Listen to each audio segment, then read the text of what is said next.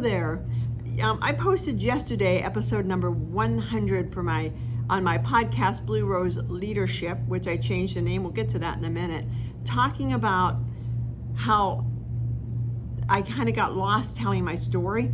I had been telling my trauma story for so long that there was a hidden cost to doing that. And I talk about that. Then in episode 99, I talk about this quantum leap I went through in October, which takes us to now episode 101, where I want to switch and start talking and the gradual move to leadership. I changed the podcast to Blue Rose Leadership because that's where my heart lies. As a female leader for the past 25, 26 years, I have learned a lot of lessons. Some were very hard and some were very easy. Because as a leader, when I first took this job, I founded this organization with 4 other women and men, and I was made the CEO. And I always tell people it's because I made the least in the room, and that's true. And that's not a mark against myself. I was with 3 millionaires and a billionaire, so they're not going to take the job, surely. So that left me. So I take this job. Now I'm gonna tell you, I will outwork, out hustle, outlearn anybody to accomplish my goals. And I mean that in a positive way. So when I took this job, man, I learned everything I could about not-for-profits because I didn't know anything about it. I took classes, I belonged to their association, I went to their conferences, I did everything. I had a degree, I knew how to do accounting, shaky, but I had a business degree, so that part of the side of the fence I got. So I went all in, I went 100% charging forward. I can do this. And I did it.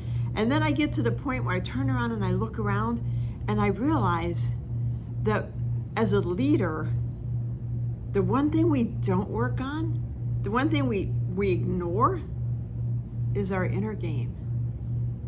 If your inner game is not aligned with what you're doing, if your confidence is not saying you are the best CEO in the world, there is nobody smarter, brighter, or happier, or better than you, then you struggle. And I struggled because my self-esteem was not good. My self-image was not good. And so it was a real struggle for me. When people would criticize me, I would take it to heart. I would be like, oh my God, what's wrong with me? Why can't I be better than so-and-so? I have a friend who I cherish our friendship, but she's really good at what she does. And I was constantly being compared to her, constantly. And it just hurt my heart because it's like, why can't I be like that? It took me years to realize she's who she is. I'm who I am. We all have our strengths, we all have our weaknesses. But I had to do inner work, and I had to spend years upon years doing a lot of inner work on myself, because the first 5, 6, 7 years I took this job, all I worked on was how to run a not-for-profit. That's it.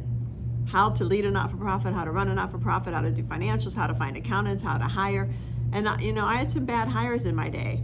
And then I would have to try to figure out how do you fire someone? How do you get somebody? How do you get them to quit? All this stuff.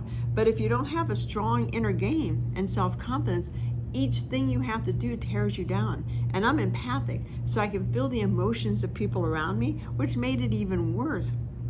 And it got to the point where I was so lost. I was so destroyed that on the outside, everything looked great. It's like, yes, we can do this, but inside I was a mess. I was drinking all the time. I was eating. I ended up weighing 221 pounds because I didn't know anything about the inner game. And so I know this is going to be a cliche, so I got the Tony Robbins tapes. And I started listening to the Tony Robbins tapes, and I'm just like, okay, I can do this. Then I started learning about inner beliefs, values, who you are, the story you tell yourself, the programming from childhood. When my dad worked at a steel mill, and he was in management, he worked for Westinghouse back in Pennsylvania. And I can remember as if it was yesterday, he was, towards the end of his career, well, it really came to an end shortly thereafter this, but I mean, he had put retirement on the list, that he was going to start thinking about retirement, and he got this female boss, and oh my God, you would have thought, I can't even tell what to compare it to. He was outraged. And my dad, he was a girl's dad. He had 2 girls and a boy. He was a guy's guy, but he held his own with us girls. he was outraged. He would come home at dinner and say, I can't believe she told me what to do. What's wrong with that babe? What's wrong with that chick? Doesn't she know I have more experience? And so he took early retirement, which turned out to be a blessing and the best thing he ever did. But he took early retirement. And I walked away from that thinking, women don't have a lot of value as boss. Women can't hold their own against boss. They're not as smart as men. All this stuff that my dad would go on and on about. Oh, she came to the meeting in this outfit like she was going to some nightclub. And, you know, she's supposed to be at a meeting at a steel mill, and she looks like she's at some nightclub, you know, all dolled up. And it was like, now when I'm older and I think back and think, I wonder what he was defining as all dolled up, especially at a steel mill. But I'll never know because he passed. But that's part of the programming that I had. And that's part of the programming a lot of you have.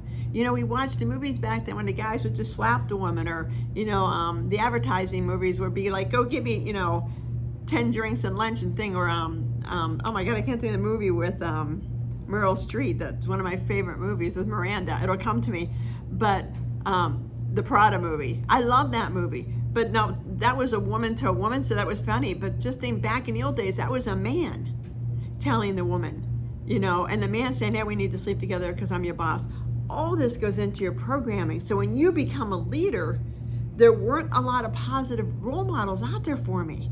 Thank God I had 3 millionaires and a billionaire that were women that I could stand with and talk to. But I never thought to ask them about their personal journey. I was too busy saying, well, you know, how do you do sponsorships? How do you do this? How do I do that? What's a more effective method? You know, how do you dress? How do you know, take me dressing. How do I buy handbags? How do I talk? How do I wear sunglasses? All the outwardly stuff. I never once said to them, hey, how's your inner game going? You know, what are you guys doing within? And I really had to learn. I mean, when I opened up the front page of the paper and I was above the fold with a smart ass comment that I thought I was being witty to a reporter, and trust me, you're never witty to a reporter, I was devastated. I was crushed. It took me years to get over that.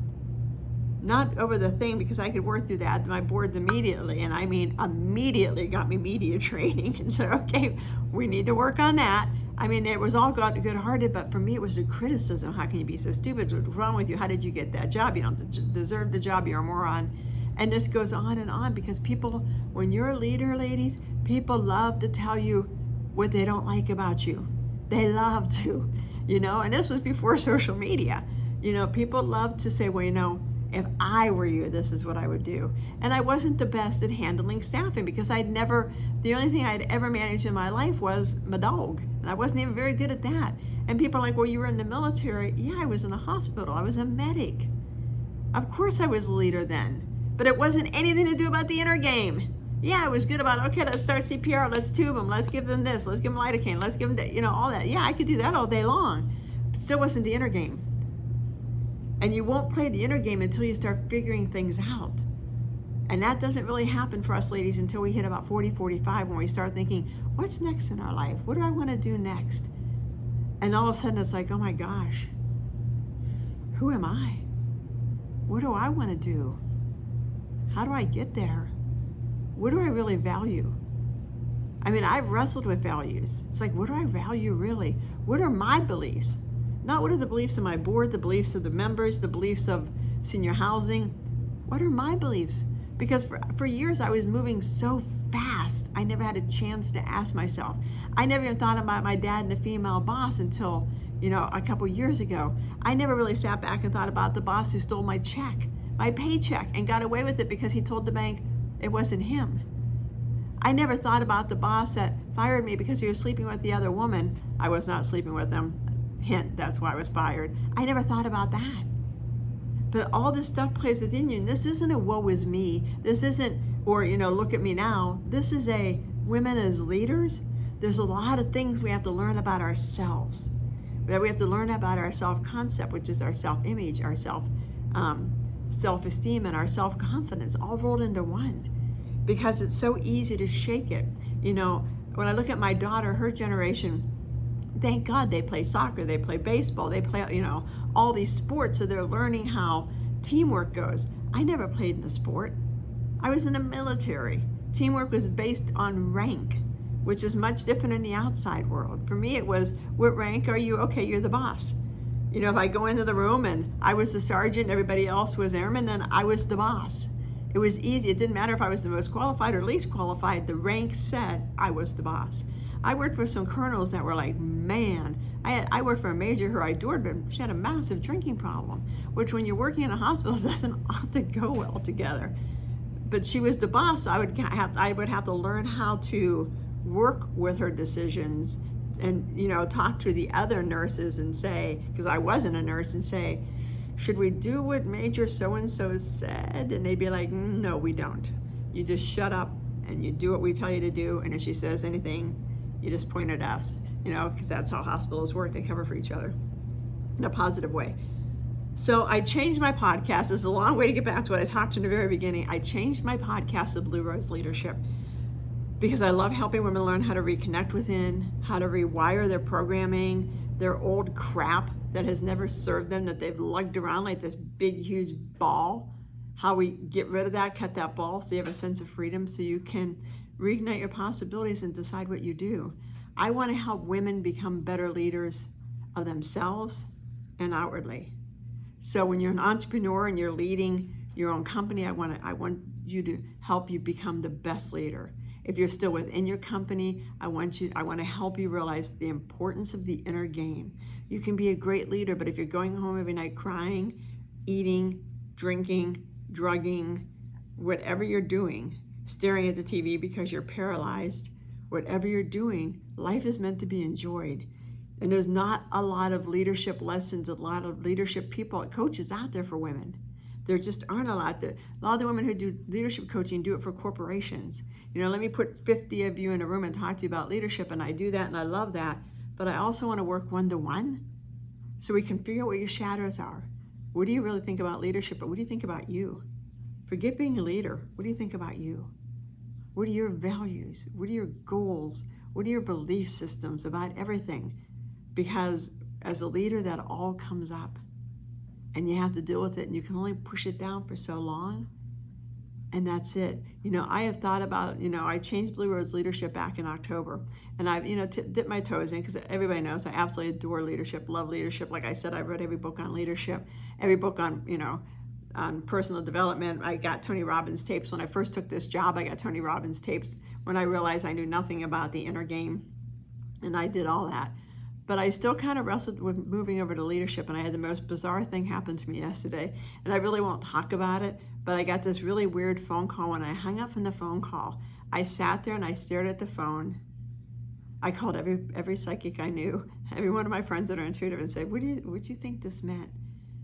And I sat there and I looked up. I got up this morning and I looked up and I said, I get it. Leadership. So, if you're watching this on Blue Rose Leadership, welcome. If you have any leadership questions at all, internally, I'm the internal game. If you want to talk about finances, I'm not your girl. If you want to talk about strategic planning, I'm not your girl. If you want to talk about anything not-for-profit related, I have a friend who's fantastic at it. I'll be happy to refer her to you. If you want to talk about leadership in the inner game, let's get to work. And here's to you finding your Blue Rose. Have a great day, ladies.